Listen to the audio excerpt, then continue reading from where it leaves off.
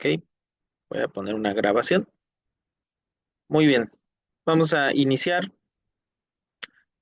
En el manual que todos ustedes van a recibir, que es este mismo, habla como parte de los fundamentos de la mayordomía, nos habla de una introducción y dice, antes de aprender a administrar el dinero con sabiduría, es necesario que tú entiendas quién es el dueño de todo y cuál es nuestro rol en el reino de Dios. La mayordomía no comienza con administrar el dinero en tu cartera, sino en tu corazón. La manera en que vemos los recursos determina la forma en que lo usamos.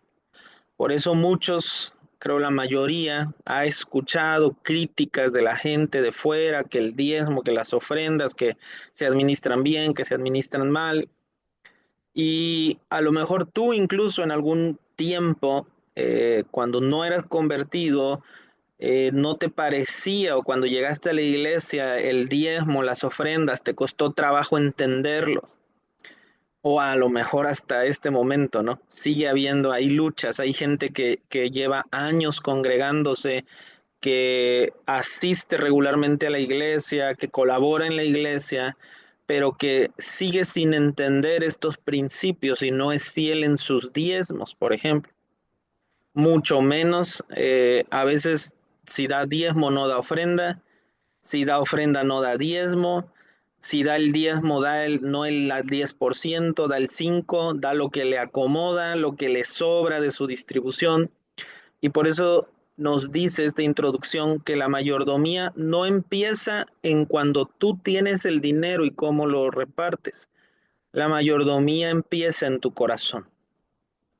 La Biblia nos dice, y hay principios acerca de esto. El primer principio para que tú entiendas acerca de la mayordomía es que tú tienes que entender que Dios es el dueño de todo, de todo.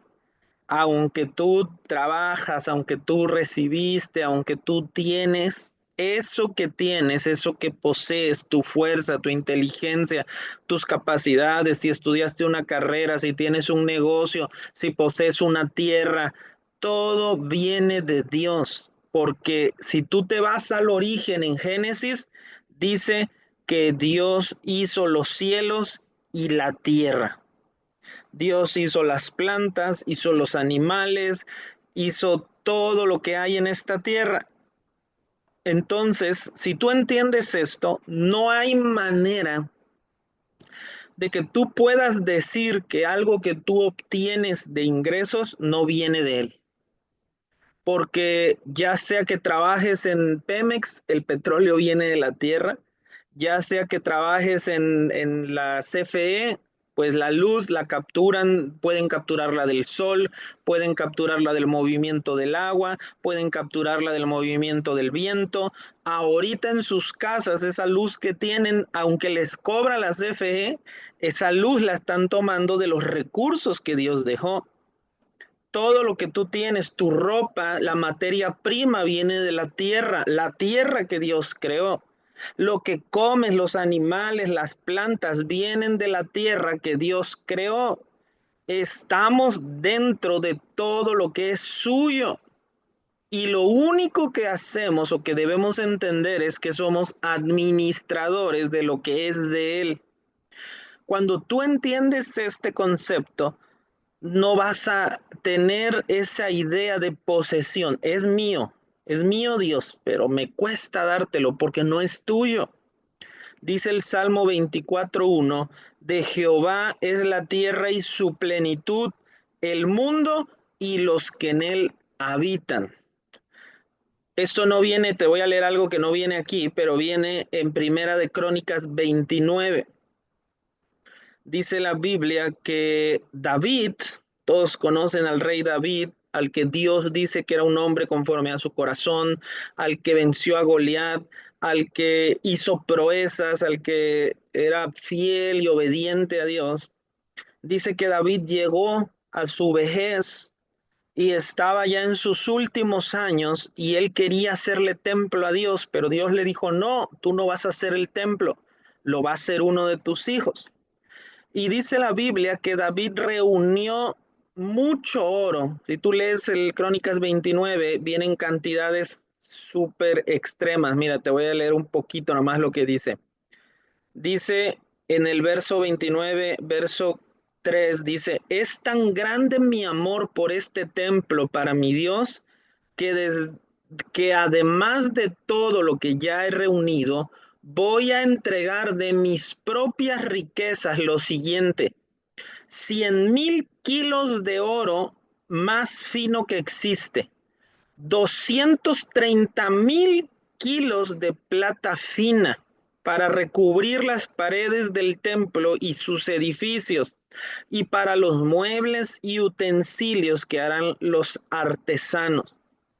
Y fíjate lo que dice en el verso 7, dice, después de que David les dice al pueblo lo que él iba a dar, el pueblo también presenta ofrendas. Y en el verso 7 dice que el pueblo dio 175,000 kilos y 10,000 monedas de oro, 330,000 kilos de plata, cerca de 600,000 kilos de bronce y 3,300,000 kilos de hierro, además de piedras preciosas y todo esto.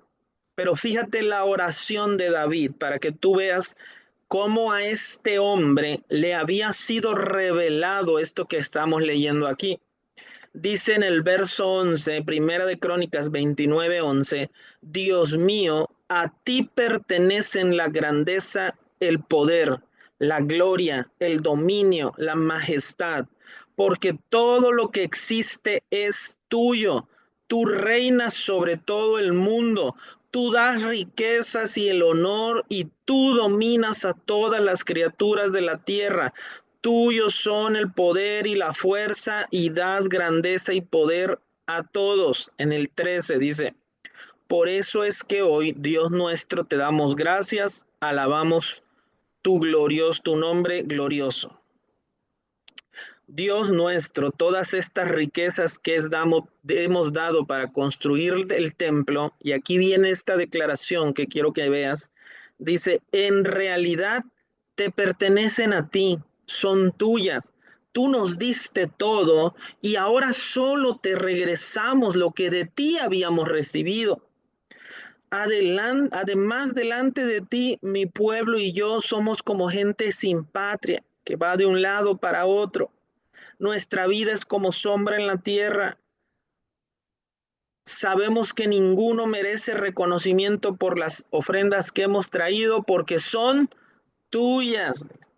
David lo había entendido, había sido revelado a su vida, y tú puedes leer las cantidades estratosféricas de su ofrenda, pero él había entendido que no se iba a llevar nada, que no le pertenecía, que era de Dios, y por eso dio esas ofrendas de excelencia.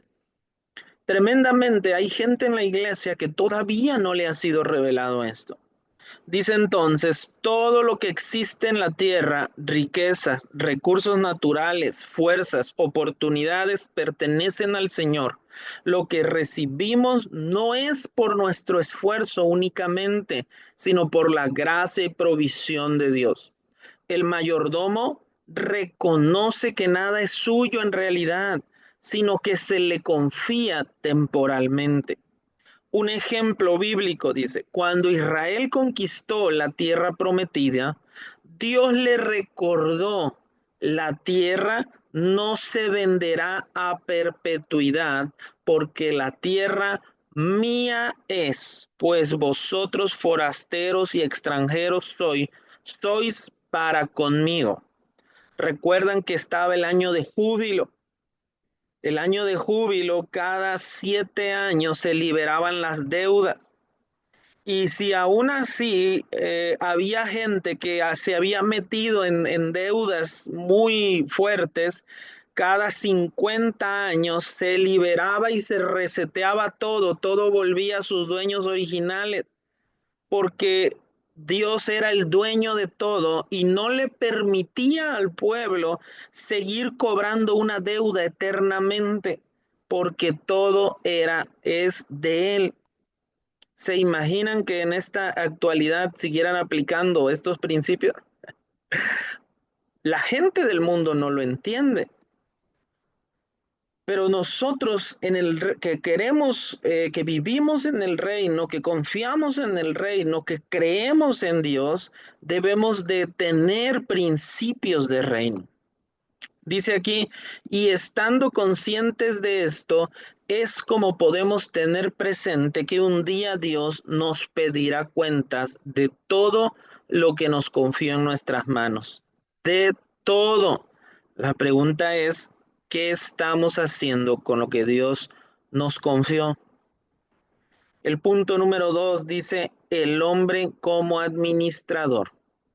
Ahora bien, se requiere de los administradores que cada uno sea hallado fiel.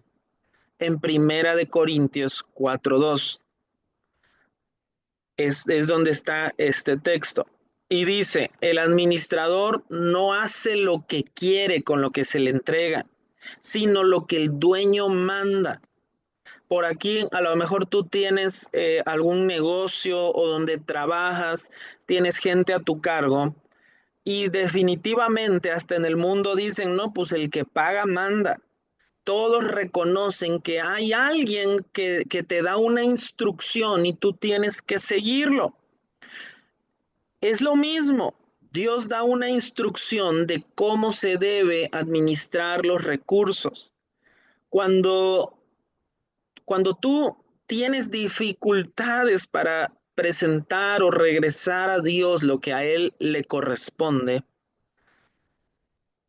esa misma forma de pensar te cuesta confiar en Él.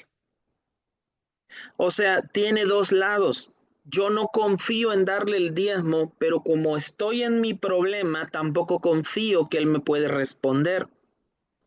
Hay una inseguridad, hay una falta de confianza que tú sufres las consecuencias, no Dios.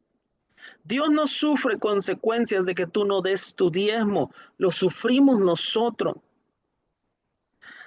Se vuelve un círculo vicioso, un círculo que no termina. Yo no doy diezmo porque tengo miedo de no tener mañana. Y Dios no me bendice porque no fui fiel en mi diezmo.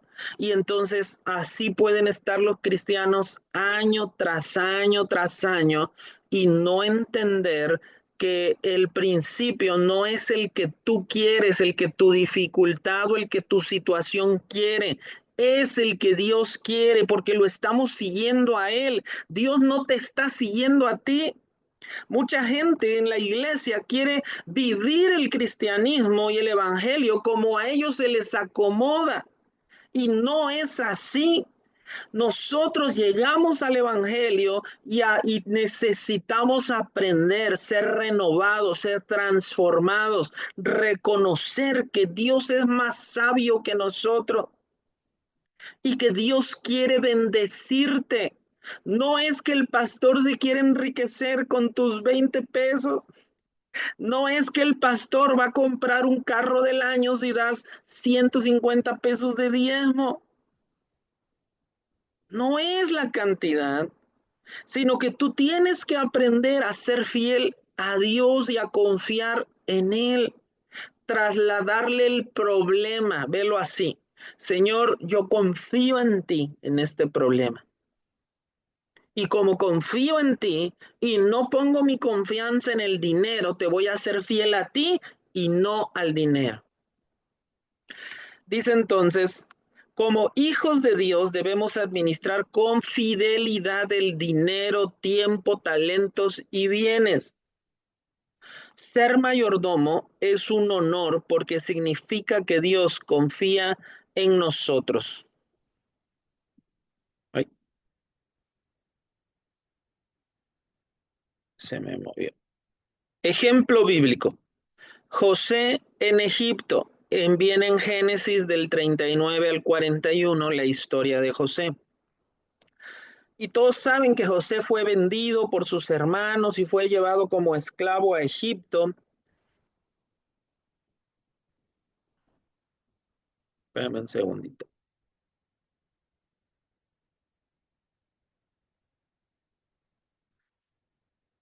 Y dice que aún en Egipto la bendición de Dios lo seguía.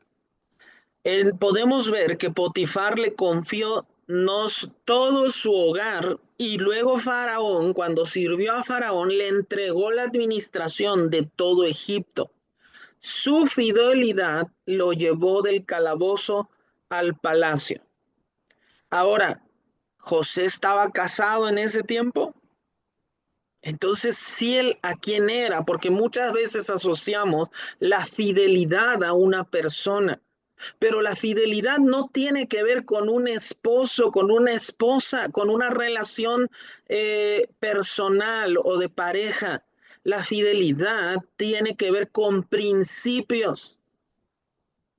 Así es que tú puedes estar siendo infiel a tus principios, aunque no seas infiel a tu esposo o a tu esposa. Porque los principios de Dios, por eso dice aquí, si tú ves acá arriba en Primera de Corintios, dice que seas hallado fiel. Acá abajo dice, administra con fidelidad. Y en el ejemplo dice, su fidelidad lo llevó del calabozo al palacio.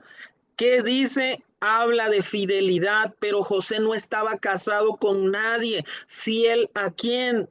Fiel a los principios de Dios. Cuando la mujer de Potifar le dijo, oye, pues, ¿qué te parece si aquí tú y yo no decimos nada? Él huyó porque él era fiel a a sus principios. No tenía esposa en ese momento.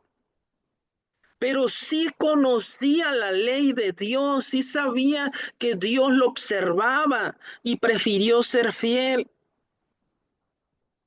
¿Me estás entendiendo?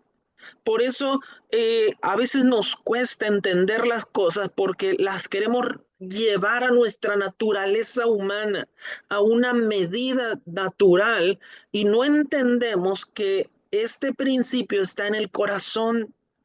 Tú vas a ser fiel a tus diezmos, no cuando ganes 100,000 pesos al mes.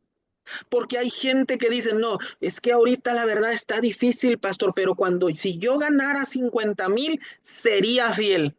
Y te tengo una noticia, aunque ganes 100,000, no vas a ser fiel. Porque cuando ganas, entre más ganas, más gastas.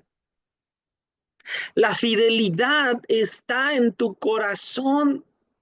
Está, como dice la Biblia en Mateo, que cuando el patrón se va y le deja los talentos a los siervos, y a uno le deja 5, al otro le deja 3 y a otro le deja 1. Y cuando él viene a pedir cuentas, el que tenía 5 los multiplicó y le dice, aquí están 10. ¿Y qué le dijo el patrón? Bien, buen siervo fiel, en lo poco has sido fiel, en lo mucho te pondré. ¿Y qué le dijo al segundo? Bien, buen siervo fiel, en lo poco has sido fiel, en lo mucho te pondré. Ahora entra al gozo de tu Señor.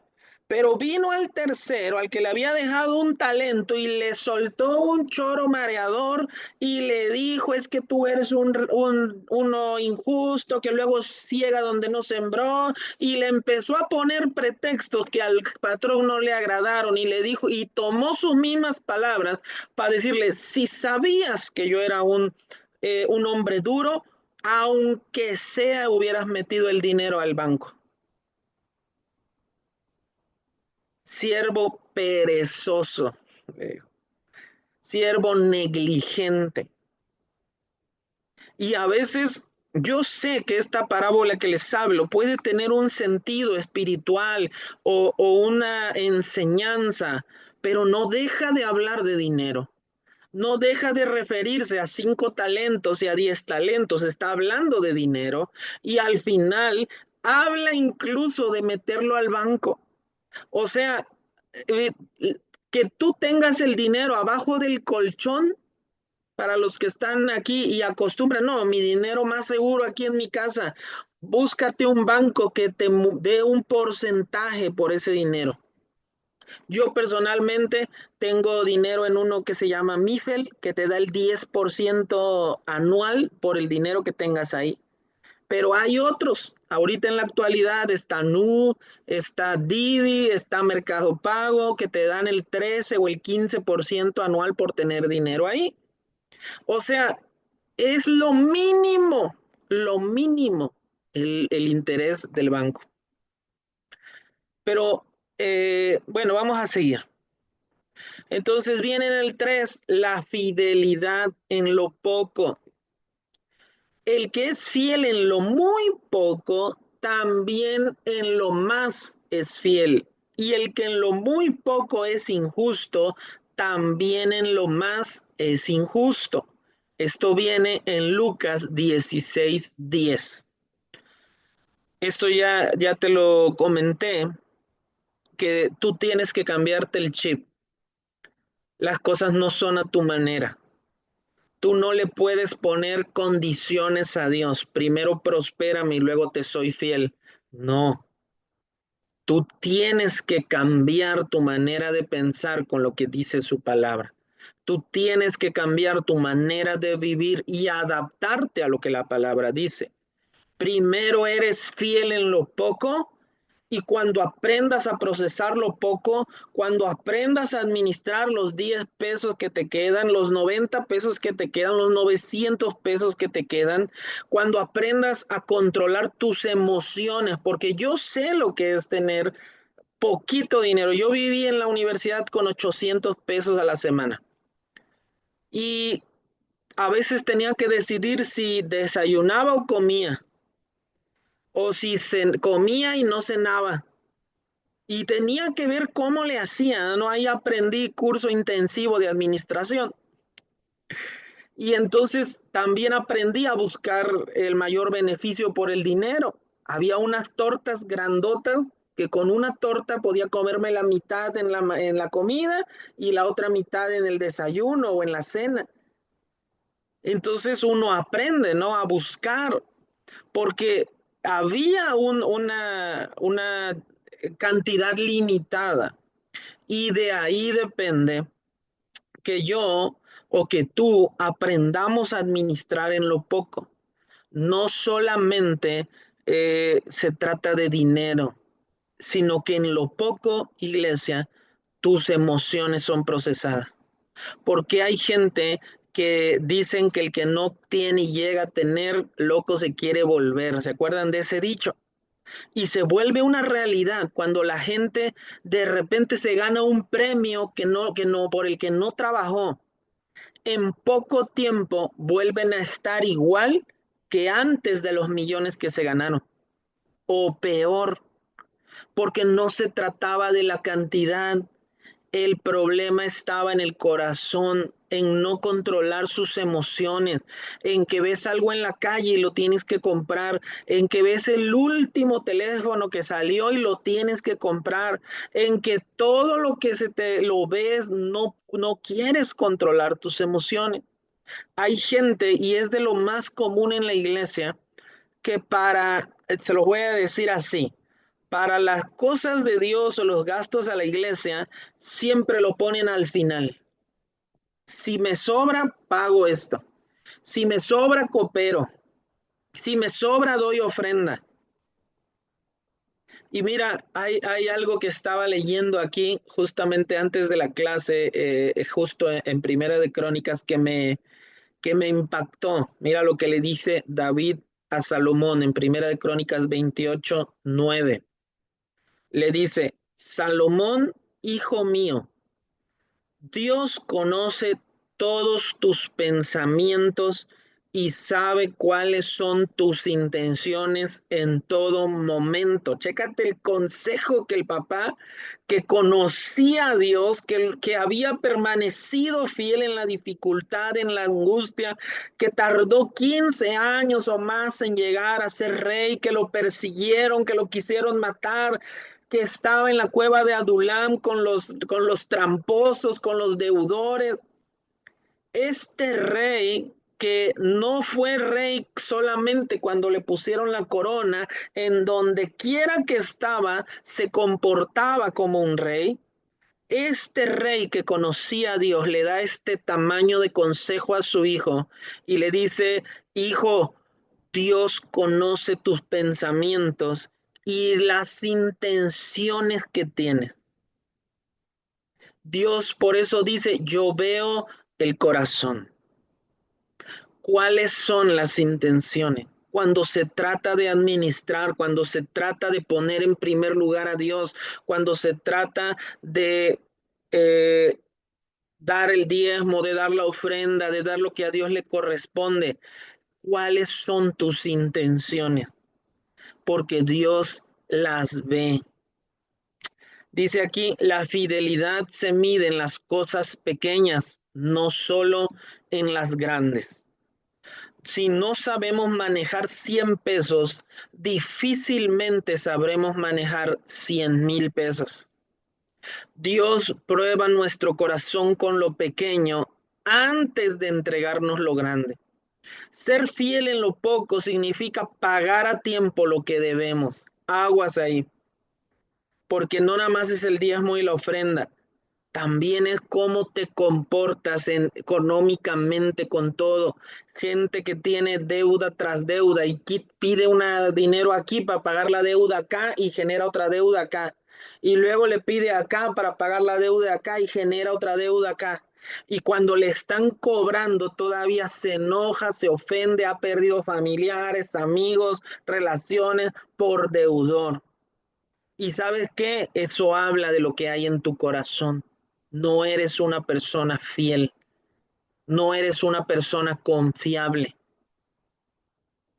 Pagar a tiempo lo que debemos, ser agradecidos por lo que tenemos, aunque no sea mucho. Mira aquí, este tema, yo luego platico mucho con mis hijos de esto, porque pues uno como padre tiene que enseñarles que tenemos que ser agradecidos.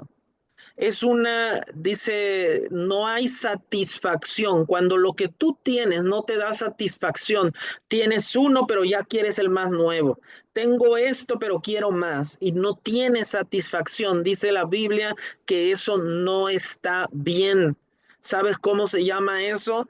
Es de lo que habla la parábola del sembrador, de los afanes de este mundo. Eso se llama afán de este mundo, cuando no estás satisfecho con lo que tienes, cuando no eres agradecido, cuando siempre quieres más y más. Hay diferencia entre no ser conformista y nunca estar conforme por lo que tienes. Es decir, en la situación que yo estoy ahorita tengo que tener paz. Sí, tengo que seguirme esforzando. Sí, tengo que seguir siendo responsable. Sí, tengo que seguir yendo a mi negocio. Tengo que seguir haciendo lo que me toca, pero disfrutar lo que tengo y no vivir frustrado por lo que no tengo todavía. ¿Ok? Dice, usar con sabiduría cada peso que Dios nos da. Mira, ahí tiene que ver con lo que les decía.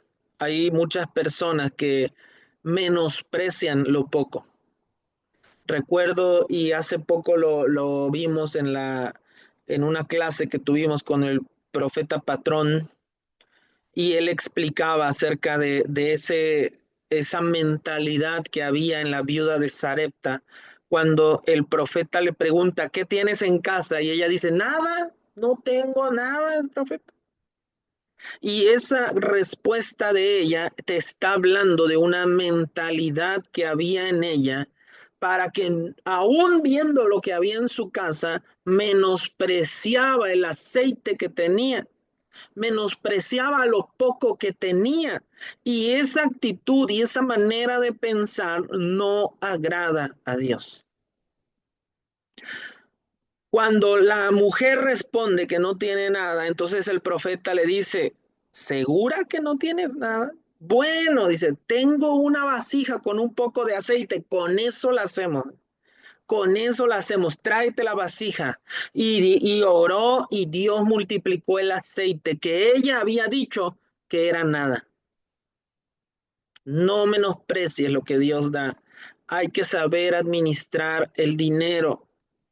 Número 4 dice el pacto de provisión.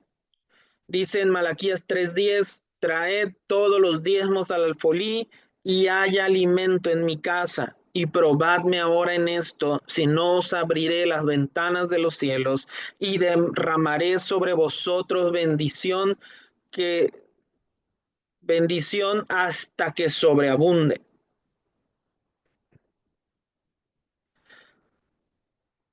Dice, Dios está haciendo una promesa que si tú eres fiel en tus diezmos, si tú eres fiel en tus ofrendas, Él va a traer bendición a tu vida.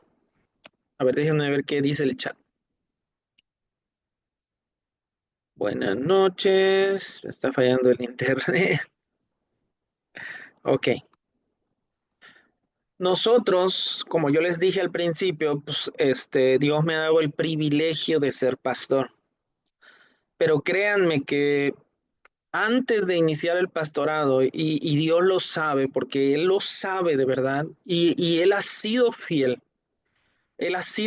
porque yo, cuando todavía era estudiante, vi de primera mano las dificultades que los pastores tenían económicas.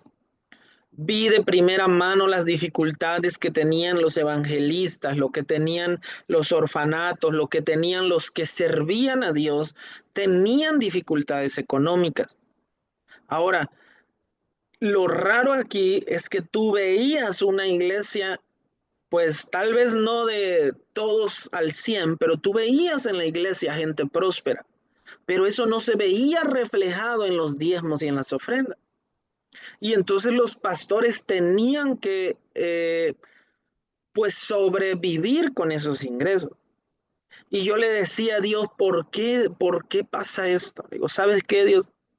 Mi familia lo sabe y es uno de los principios de Piedra Ágata. Y nosotros decíamos, no queremos eh, vivir así. No queremos un pastorado, un ministerio de esta manera.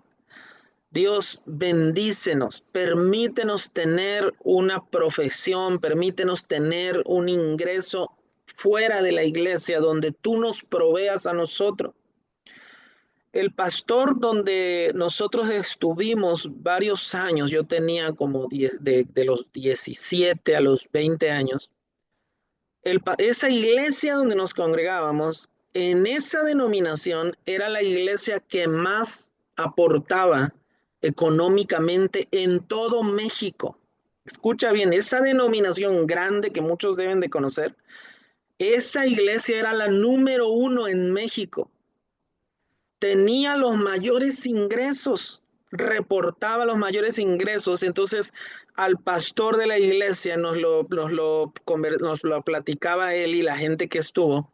Lo invitaron a dar una conferencia en la reunión nacional de pastores acerca de cuál era, cómo le había hecho, cuál era el método, qué había hecho, cómo había orado, qué había buscado. Y entonces el pastor nos decía, yo subí al púlpito y lo primero que le pregunté a los pastores, inicié mi prédica con, ¿de dónde, de qué viven los pastores? Y algunos decían de los diezmos, de las ofrendas especiales, de lo que, de esto, y empezaron, ¿no? Los mismos pastores a responder. Y dice, y el pastor dice, los tuve que decirles. Y les dije, el pastor vive de lo que Dios nos da.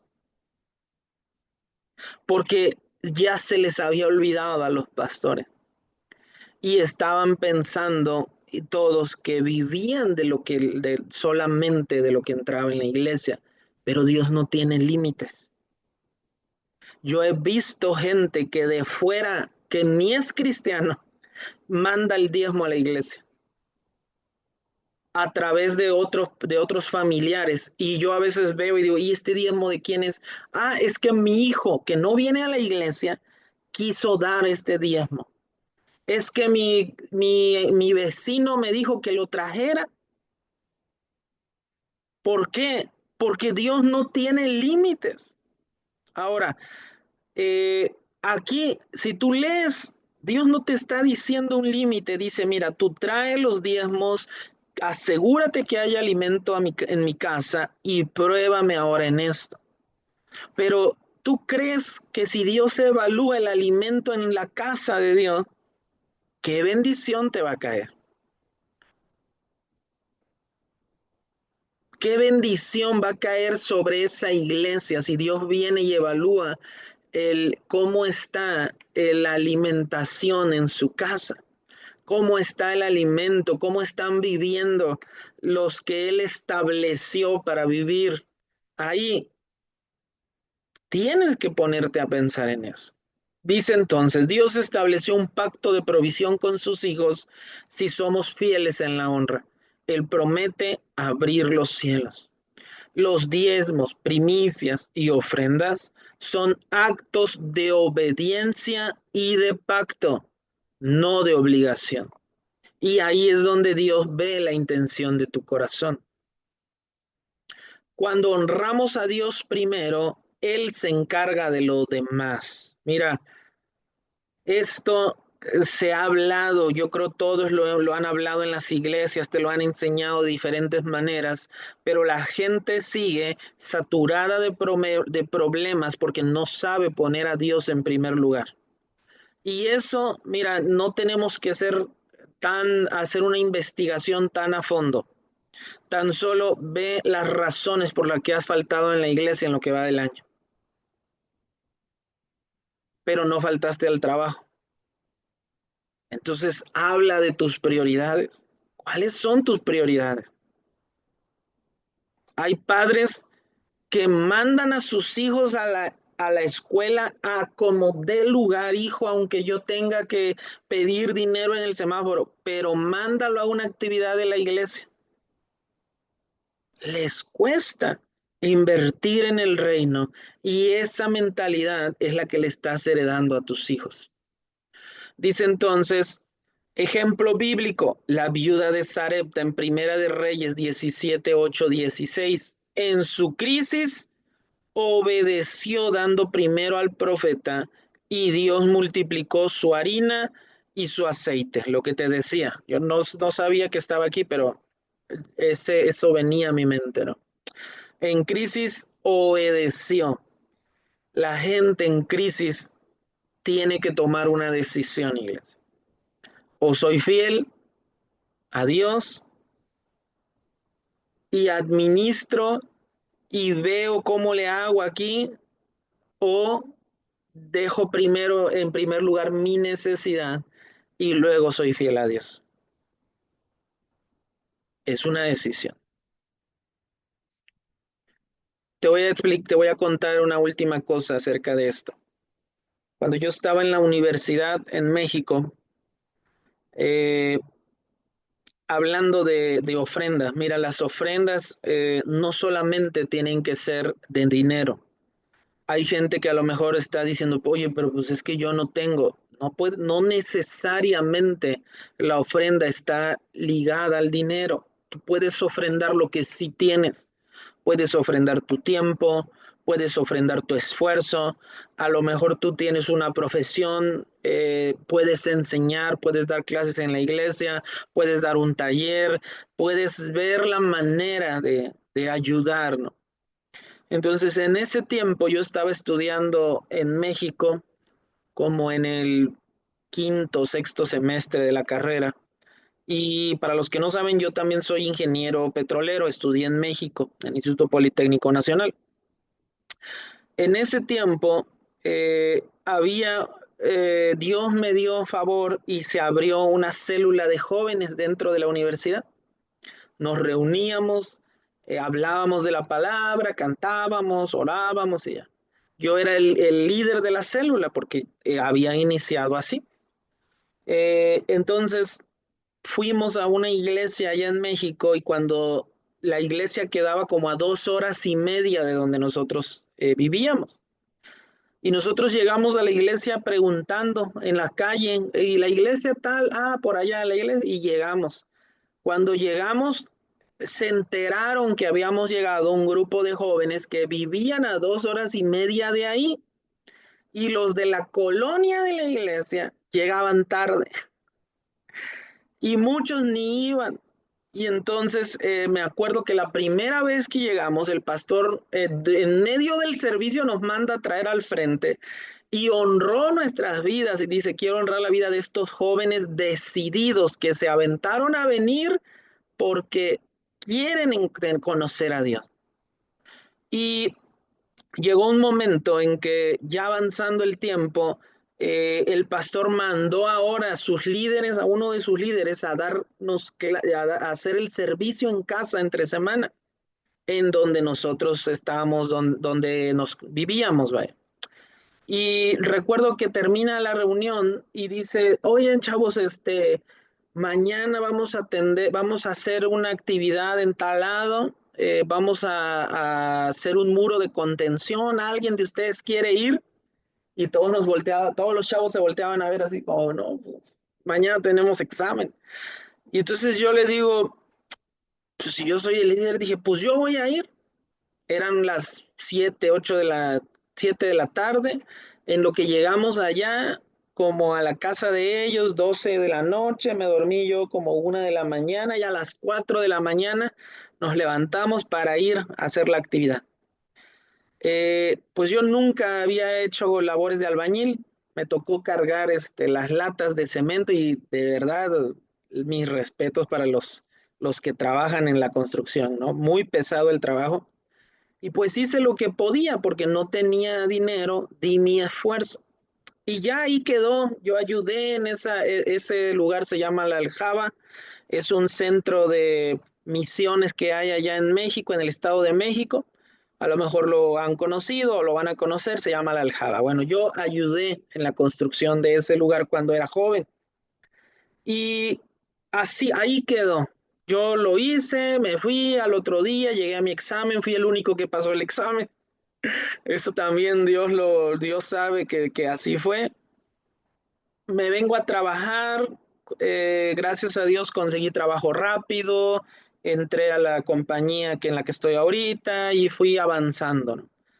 Eh, Como a los 5 años, 5 o 6 años que yo tenía en la compañía, nos congregábamos en una iglesia en Paraíso, donde también Dios nos movió y estábamos de pastores de jóvenes en ese momento, mi esposa y yo. Y estábamos en una noche, en una actividad con los jóvenes, adorando, orando, la presencia de Dios estaba bien fuerte y yo estaba predicando y en la administración cuando el Espíritu Santo me habla. Y ese día a mí me habían dicho y anunciado un ascenso dentro de mi trabajo. Y ese día, cuando estábamos en la administración, el Espíritu Santo trajo a mi mente aquel día cuando yo fui a ayudar en la construcción. Así lo vi tan claro el momento y me dijo, yo no me quedo con nada, yo no le quedo a deber nada a nadie. Y me recordó que cuando yo no tenía dinero, di lo que tenía, que fue mi esfuerzo. Y miren, él lo recompensó, lo guardó, lo tuvo guardado. Hasta ese día me recordó que él es fiel y que no se queda con nada. Así, tú no sabes lo que estás haciendo hoy, tú no sabes las acciones que van a determinar la respuesta de Dios en tu situación. Vamos a hablar de la actividad práctica que va a quedar de tarea para que la hagan. Dice, número uno, haz una lista de todos los recursos que Dios te ha confiado. Dinero, tiempo, dones, bienes, familia, todo lo que tú tienes que viene de Dios. Ahora, marca con una palomita en qué áreas estás siendo fiel y con una X en las que necesitas mejorar. Ora y dile al Señor, Padre, yo reconozco que todo lo que tengo es tuyo. Enséñame a ser un administrador fiel y a honrarte con mis recursos. Abre mis ojos para ver dónde debo mejorar. Eso se lo van a llevar para la actividad en casa. Vamos a continuar con el módulo 2 de la mayordomía financiera. Si alguien tiene una duda o comentario, escríbanlo en el chat y lo respondemos. No van a poder abrir su micro, escriban en el chat o levanten su mano y ya les doy la palabra. Dice en este capítulo 2, la palabra nos enseña que la prosperidad no depende solo del esfuerzo humano, sino de la obediencia a los principios del reino de Dios.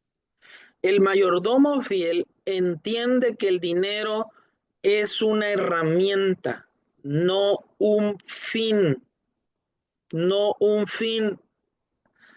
Estos principios son llaves espirituales y prácticas para vivir en equilibrio, sin esclavitud económica y con un corazón generoso. Recuerda que la Biblia dice que nadie puede servir a dos amos. O sirves a Dios o sirves a las riquezas. Y mira, cuando la Biblia habla de esto, yo estuve haciendo una investigación de que la Biblia es clara cuando dice a dos amos, o sea, dos señores, o sea, dos jefes, dos a los que le rindes tu vida, o se la rindes a Dios o se la rindes a las riquezas. Pero créeme, en las riquezas no dan paz por sí solas. Por eso dice la Biblia que Dios es el único que trae prosperidad y paz a tu vida. Vamos a empezar con el capítulo 1. Perdón, el tema número 1 dice, honra a Dios con tus recursos.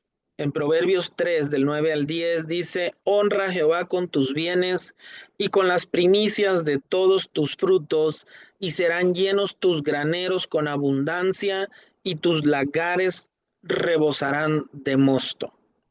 Poner a Dios primero en nuestras finanzas es reconocerlo como la fuente de todo. Ahora yo te voy a decir algo extra.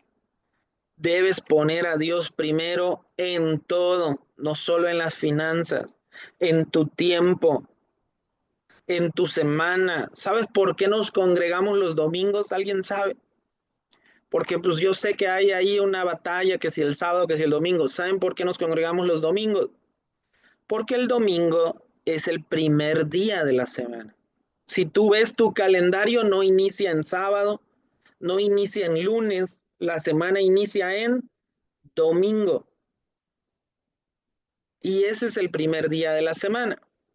Así está, digamos, en todo el mundo, la semana es de 7 días. Entonces, la honra abre el cielo sobre nuestras vidas y garantiza provisión. La honra abre el cielo, la honra a quién, la honra a Dios. Porque finalmente ser fiel en tus finanzas también te lleva a presentar una honra, una ofrenda a Dios. Esa honra abre el cielo sobre nuestras vidas y garantiza provisión. ¿Por qué? Frecuentemente se habla aquí de abrir el cielo, porque la Biblia dice en Levítico, me parece, no lo tengo ahorita presente, que Dios Dios habla de que en cierto lugar a ciertas personas tenían un cielo de hierro y una tierra de bronce que no les permitía prosperar. Entonces, por eso lo contrario, cuando hay provisión, cuando Dios responde a tu honra, cuando Dios responde a tu fidelidad, Él no te vas a encontrar un cielo de hierro, no vas a encontrar cerrado tu cielo, sino que lo vas a encontrar abierto y tus oraciones, tus peticiones van a llegar al Padre. ¿Ok? En la aplicación dice, cada vez que recibas un ingreso, aparta primero lo que le corresponde a Dios. Mira, esto parece básico, ¿no? Y fácil, pero a veces de esto que dice aquí, depende que tú des tu diezmo o no. Porque hay personas que reciben el dinero y conforme lo reciben, primero lo esto, no alcanzó para el diezmo. Bueno, pues ya para la otra. Y así se la llevan, ¿no? Poniendo en primer lugar. Y por eso te digo que el diezmo y las ofrendas tienen que ver no con la cantidad, sino con la fidelidad de tu corazón. En un ejemplo bíblico dice, Abel ofreció la mejor de sus ovejas y fue aceptado por Dios. En Génesis 4:4 nos habla de la historia de Caín y Abel. Los dos ofrecieron porque tenían el principio, pero no ofrecieron lo mismo. Uno ofreció lo mejor porque quería agradar a Dios, es decir, quería honrar a Dios, quería que Él se sintiera contento y satisfecho de su ofrenda. Y el otro no, el otro dio a lo mejor por seguir una tradición, por seguir una responsabilidad, porque no le dijeran nada, porque así le enseñaron, pero no dio con convicción. Y eso se ve en cómo lo dio, lo que dio, la cantidad, la calidad. Por eso dice que Abel dio lo mejor de sus ovejas. No solo dio una oveja, dio lo mejor. No solo des lo que toca, da lo mejor. Yo le explico a la gente en primicias, le digo, yo no doy solo la quincena, doy la mejor quincena, la que llega más gorda, como la oveja más gorda. Dice en el número 2, el poder del diezmo y las primicias. Ah, mira, justamente hablando de primicias, en Proverbios 3:9 dice, honra a Jehová con tus bienes y con las primicias de todos tus frutos. El 10% no es una opción, es un principio de fidelidad. ¿Quieres saber lo que hay en el corazón de una persona? ¿Quieres saber si es fiel? ¿Quieres saber si cuando vengan las dificultades va a titubear, va a tambalearse esa relación? Ve sus acciones que demuestran fidelidad. Sabe ser fiel en lo bueno, en lo malo, en lo poco, en lo mucho. Dice la Biblia que la persona de doble ánimo es inconstante en todos sus caminos. Nosotros vemos gente en la iglesia que si le está yendo bien diezma y si le está yendo mal no diezma, como que le quiere torcer la mano a Dios, como que le demuestra que está enojado, no asiste a la iglesia, no diezma. Es una persona que no ha madurado, pero sobre todo que no ha entendido el concepto de fidelidad, que no sabe que cuando están las cosas bien o cuando están mal, yo tengo que ser fiel. Las primicias son la primera parte de nuestro fruto, un acto profético que declara que todo lo que tenemos le pertenece al Señor. Al diezmar y dar primicias, no perdemos dinero, sembramos en el banco del cielo que nunca falla. Nunca falla, dice ahí. El banco del cielo nunca falla. Ejemplo bíblico. Abel honró con lo mejor y su ofrenda fue aceptada. Caín dio lo que le sobraba y fue rechazado. Viene en Génesis 4 del 3 al 5. En el número 3 vemos la importancia de la ofrenda y la siembra. Dice segunda de Corintios 9:7, cada uno de como propuso en su corazón, no con tristeza ni por necesidad, porque Dios ama al dador alegre. Segunda de Corintios 9:7. La ofrenda es un acto de amor y gratitud hacia Dios. La siembra es profética. Todo lo que sembramos lo cosechamos multiplicado, pero pero nunca se trata de la cantidad, sino de la actitud de tu corazón. Iglesia, nunca se trata de la cantidad. Dice en el Salmo 50, del 8 al 15, léanlo en su casa si quieren. Pero de esto que dice ahí, yo entiendo que todo viene de Dios, dice, y que mi ofrenda es más bien un acto de gratitud que debe ser acompañado también de una vida que agrada a Dios. Ustedes van a leer en ese salmo que hay una parte donde Dios dice, tú infiel, tú impío, ni siquiera hables de mis leyes. Por cuando haya problemas, yo no te voy a ayudar. Así de tremendo es. Cuando vienen las dificultades, ¿qué es lo que te va a ayudar? ¿Qué es lo que Dios ve para definir si salva a uno o salva al otro, si ayuda a uno o ayuda al otro? Hace tiempo tenía un tío que ya falleció, pero por ahí yo creo que como por 2014, 2015, de repente enfermó así, se desmayó, se enfermó gravemente, no sabían qué tenía, lo llevaron al hospital y vieron que tenía un tumor en la cabeza. Los doctores dijeron inoperable, o sea, ya no se puede hacer nada, yo creo que no lo vamos a poder operar, le vamos a dar un tratamiento para que los síntomas de este tumor pues no sean tan graves y le permitan vivir una vida decente los últimos días que le quedan, pero inoperable. Estuvo inconsciente varios días, no recuerdo cuánto, varios días, y él mismo a los, a la semana, a los 10 días, despertó del coma que estaba. Y él se despierta llorando y les dice, ¿dónde está Salomé? Salomé, Salomé, mi mamá él era esposo de la hermana de mi mamá, de una hermana de mi mamá. Traigan a Salomé, no, pues le hablan a mi mamá que Víctor está llorando, no sabemos qué tiene, no quiere hablar, no quiere decir nada, pero que quiere que vengas tú. Y llegas a mi mamá y le dice, ¿qué pasó?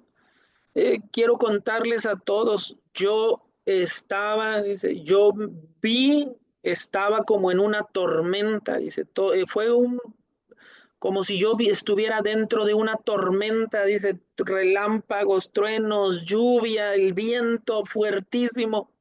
Y yo entonces estaba agarrado de una ramita, el único arbolito que había una ramita pequeñita, y yo me agarraba de ahí y tenía unas cuantas hojas y trataba de cubrirme de la tempestad.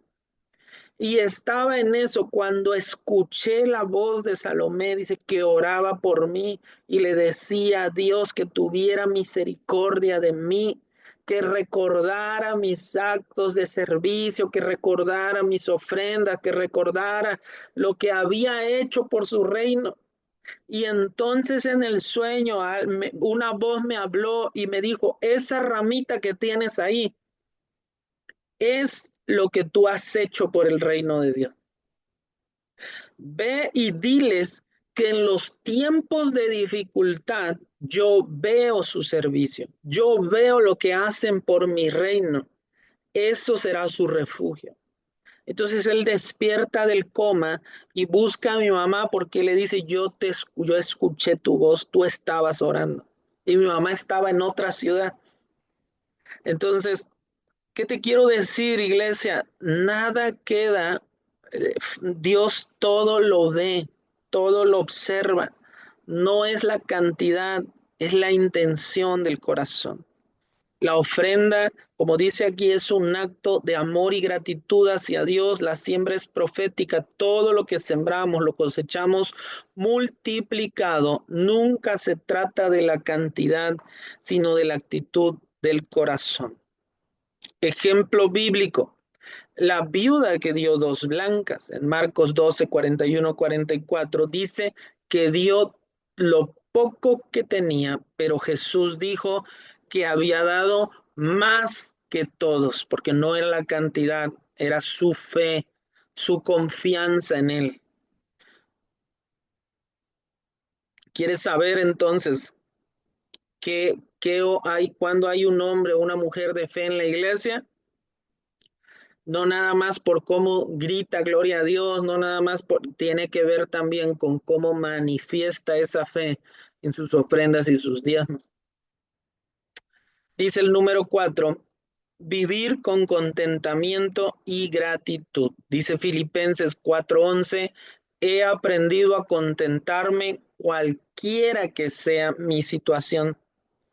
Aquí el apóstol Pablo estaba hablando de que podía vivir con abundancia o con escasez, comiendo frijoles o comiendo carne, podía vivir con clima o en el sol, podía ir a una iglesia grande o a una iglesia chiquita, porque había aprendido que el contentamiento no está solo en las cosas de este mundo. Yo le digo a mi iglesia que tú tienes que entender que tú con Jesús, Él ya te garantizó algo.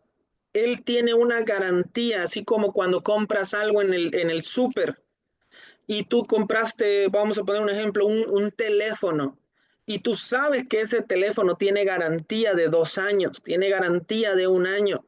Lo que le pase a ese teléfono en ese lapso de tiempo tiene garantía. Bueno, Jesús ya te dio una garantía de por vida. No importa lo que pase en esta vida, si tú mueres, Él te entregó la vida eterna. Esa es la garantía. Si tú no tienes, tú no aprendes a mirar en eso que es eterno, no vas a tener contentamiento. La gente a veces tiene más sus ojos puestos en las cosas de la tierra que en las cosas que son eternas. Y por eso pierde el gozo, por eso pierde la paz, por eso se afana. Dice, la verdadera riqueza no está en cuanto tienes, sino en cuanto disfrutas y agradeces lo que Dios te da. El contentamiento no significa conformismo, sino aprender a valorar cada bendición. El descontento lleva deudas, envidia y avaricia, porque quieres vivir con más de lo que tienes, no estás en paz con lo que tienes y te lleva a querer vivir una vida que no te alcanza y después no tienes paz, no tienes dinero y tienes deudas. El 5, evita deudas esclavizantes. Dice en Proverbios 22:7, el rico se enseñorea de los pobres y el que toma prestado es siervo del que presta. No todas las deudas son malas, pero las de consumo, las deudas que son para caprichos que no te van a generar nada, esas deudas son malas. Cuando tú pides prestado para un teléfono, pero ese teléfono no lo ocupas para tu negocio, no lo ocupas para generar nada, eso fue una deuda mala. Pero si tú, no sé, compras ese teléfono para conectar a tus clientes y vender más, entonces esa deuda fue una inversión que tú vas a obtener algo de ahí. Tienes que aprender a diferenciar. Tú sí puedes pedir un crédito cuando es una inversión. Cuando hay gente que dice, no, es que yo saqué esta moto porque me dedico a hacer mandados, pues es una inversión, es una herramienta de tu trabajo. Pero cuando tú no tienes dinero, pero te compras una moto para que te vean en la colonia que tienes una moto nueva, esa es una deuda negativa que solamente te va a esclavizar. Dice, las deudas de consumo te atan y roban tu paz. Un buen mayordomo gasta menos de lo que gana. Wow, tremendo. Gastar menos de lo que gana habla de la capacidad de administrar que hay en tu corazón, de administrar tus emociones. Déjenme ver qué escribieron aquí. Ok. La deuda no debe convertirse en un estilo de vida, sino en algo que se evita o se paga lo más pronto posible. No puedes vivir de deuda en deuda. Ese no puede ser un estilo de vida correcto para un cristiano. Un ejemplo bíblico viene en Segunda de Reyes 4, del 1 al 7. Una viuda estaba a punto de perder a sus hijos por deudas, porque el que le debían iba a cobrarse con llevarse esclavos a sus hijos. Pero Dios la proveyó con un milagro multiplicando el aceite, es la viuda de Sarepta.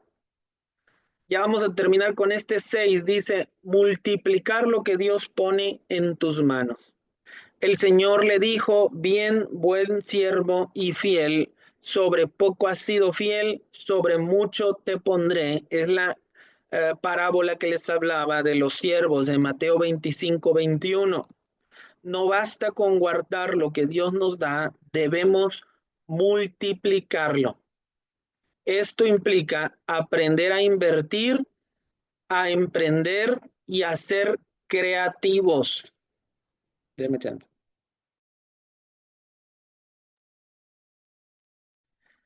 Dios quiere hijos productivos, no solo sobrevivientes.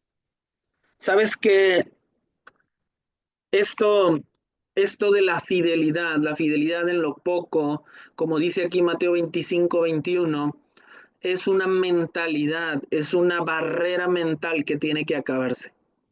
Porque la gente no puede, le cuesta ser fiel en lo poco. Por ejemplo, piensan que McDonald's nació con 100 sucursales de un día para el otro. Piensan, ¿qué negocio hay grande en tu ciudad? Unas pizzas, unas tortas, unos burritos. ¿Qué negocio? Una lavandería, una tienda. Y piensas que esa tienda nació así grande de la noche a la mañana que a todo mundo se la heredaron. Pero si tú te acercas y escuchas las ideas y escuchas las historias, dicen, no, pues mi mamá un día no teníamos para comer y sacó una mesita o aquí dentro de la casa empezamos a ofrecer y a la gente le gustó y no dejamos de vender porque pues estábamos estudiando y de eso vivíamos y lo bueno que dábamos o la calidad de lo que vendíamos se regó y cada vez llegó más gente, pero pasaron 20 años para que tuviéramos este negocio establecido. Y tú tienes que aprender eso, porque la gente no sabe ser fiel en lo poco y por eso no alcanza lo mucho. Siguen, empieza un negocio y al mes ya cerraron. Empiezan una tienda y a la semana ya cerraron. Empiezan a vender Avon y a la semana ya no, es que ya no quisieron y empiezas a derrotarte y no sabes que es un proceso. No entiendes, no te he revelado que tienes que ser fiel en lo poco y que no es obra de la casualidad o de la suerte. La gente que ha alcanzado cosas grandes, las grandes empresas, los grandes ricos en la actualidad, iniciaron con lo poco. Recuerdo ahorita el hombre más rico del mundo es Elon Musk, el dueño de CEO de Tesla, el dueño de la compañía Space que mandan cohetes a la Luna, a Marte, director de la compañía Tesla, ya lo dije, director de la compañía Starlink, la que puso satélites por todo el mundo, que tiene internet ilimitado. Es el hombre más rico del mundo. Dicen que en la historia moderna de la que se tiene, digamos, registro, no ha habido otro hombre más rico que él. Pero tú escuchas su historia de pues dos hermanos, no eran ricos sus papás, no tenían una situación privilegiada, pero él decidió, aunque le dijeron muchas veces que no, aunque lo tiraron a loco, aunque le dijeron que no se podía, no desistió. Y tú te encuentras historias similares. Entonces Dios premia la fidelidad en el negocio que sea que estás iniciando, en lo que sea que estás emprendiendo, mantén la fidelidad en lo que haces. Dice, Dios quiere hijos productivos, no solo sobrevivientes. Ejemplo bíblico, la parábola de los talentos muestra que Dios espera que usemos nuestros dones y recursos para dar fruto, no para enterrarlos por miedo. Y aquí tenemos una actividad que se van a llevar a casa. Aquí estamos dando ya por terminado esto. Dice, elabora un presupuesto mensual con los siguientes apartados. Vas a organizar tus finanzas. hay gente que nunca ha hecho un registro de finanzas. Dice, vas a anotar cuánto es tu diezmo y ofrenda, cuáles son los gastos fijos de tu casa, transporte, comida, servicios, luz, aguas y rentas, y vas a destinar y vas a ponerte como meta tener un ahorro. Vas a tener como meta de ahí hacer una inversión para que tengas crecimiento y vas a también buscar la manera de ayudar a tu prójimo. Te estamos dando un tip para tu beneficio. ¿Qué vas a quitar de aquí? Mira, fíjate, aquí no dice, no viene comer en la calle todos los días. Si tú desayunas, comes y cenas en la calle, es una fuga de dinero. Tienes que aprender a controlar tus emociones. Si tú comes garnachas, cenas tacos y desayunas tortas, no nada más estás perdiendo dinero, te estás haciendo daño a tu cuerpo y tarde que temprano vas a enfermar y vas a gastar más en pagar esas consecuencias. Entonces, tienes que aprender, tal vez aquí tú quieras decir, bueno, yo voy a poner un sexto, eh, no sé, algún gusto. Voy a salir a cenar una vez al mes, dos veces al mes. Voy a comprarme una ropa al mes. No sé, eso ya queda en ti. Pero vas a hacer este ejercicio para que tú sepas cuánto gastas al mes. Y antes de que tú decidas, traigo 100 pesos, me lo gasto todo. Y después te falta dinero para la renta. Esos 100 pesos después te faltan para el pasaje, porque como no tienes un plan de gastos, no sabes cuánto realmente puedes gastar en el día. El 2 dice, haz una lista de tus deudas actuales y ordénalas de menor a mayor. Escoge una y elabora un plan de pagos. A lo mejor pagas las chiquitas primero para que no te estén generando deuda, para que de 5 estés en paz con 4 y entonces buscas cómo pagar la más grande. El tercero dice, escribe un plan de siembra profética, decide cuánto y en qué ocasiones vas a sembrar en algún ministerio, en ayudar a alguien para que todo eso pase, sean unos nuevos principios para tu vida. Finalmente nos dice, los principios de la mayordomía financiera son como leyes espirituales. Cuando las obedecemos, producen fruto. Cuando ignoramos estos principios, nos exponemos a pérdidas, deudas y aflicción. Un hijo de Dios que honra, administra, ahorra, siembra y multiplica, está preparando el terreno para que los cielos se abran sobre su vida y la bendición alcance a sus generaciones. Y repite conmigo ahí donde estás en casa esta declaración de fe. Señor, hoy decido ser un mayordomo fiel. No soy dueño de nada, todo es tuyo.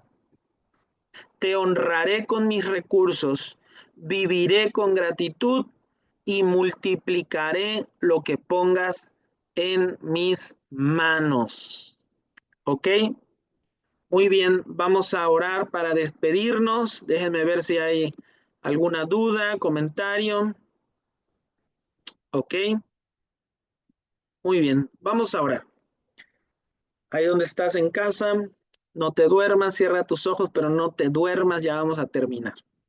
Señor Jesús, te damos gracias, Padre, por estos principios. Queremos, Señor, ser hacedores de la palabra, no solamente oidores. Queremos pasar, Señor, a ser buenos administradores y no seguir siendo dominados por nuestras emociones, por nuestras costumbres, por nuestros viejos principios, sino que tú seas, Señor, y tu palabra el que nos marque en el camino de ahora en adelante. Que todo aquel, Padre, que ya había escuchado acerca de esto, pero que hoy puede ver su vida y sigue sin aplicar esos principios, hoy tome la decisión de vivir una vida diferente. Que si era el último en pagar, ahora sea el primero.